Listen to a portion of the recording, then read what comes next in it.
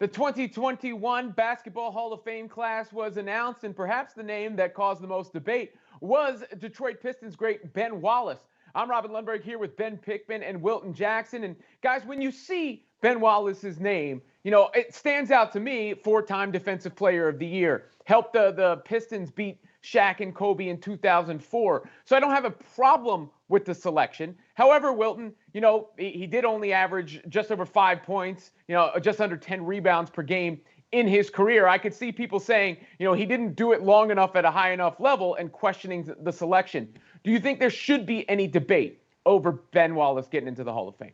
Robin, I don't think it should be any debate for him getting into the Hall of Fame. And, some people will say, yeah, he averaged about 5.7 points per game. But here's the thing. When you think of Ben Wallace, you're talking about somebody who was a beast in the paint and a true definition of a rim protector and made players alter their shots.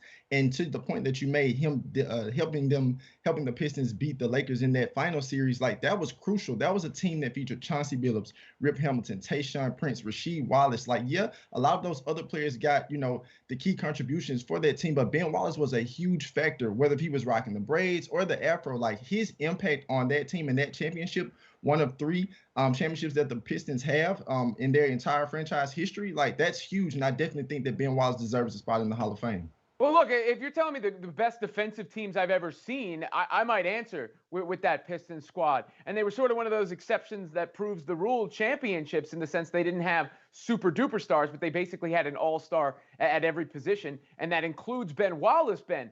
But he's a four-time all-star, not a 10, 12-time all-star. It's the four defensive players of the year where you're the best in the entire sport that get him in to me.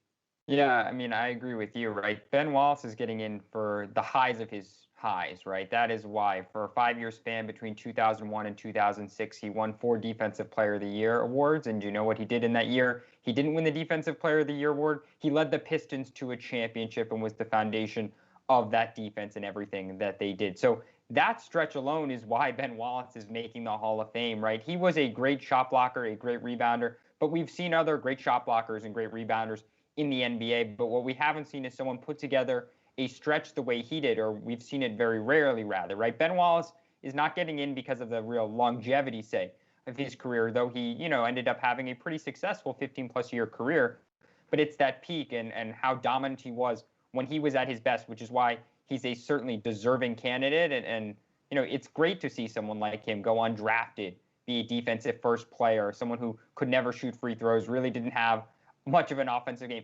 It's exciting to see him make the Hall of Fame.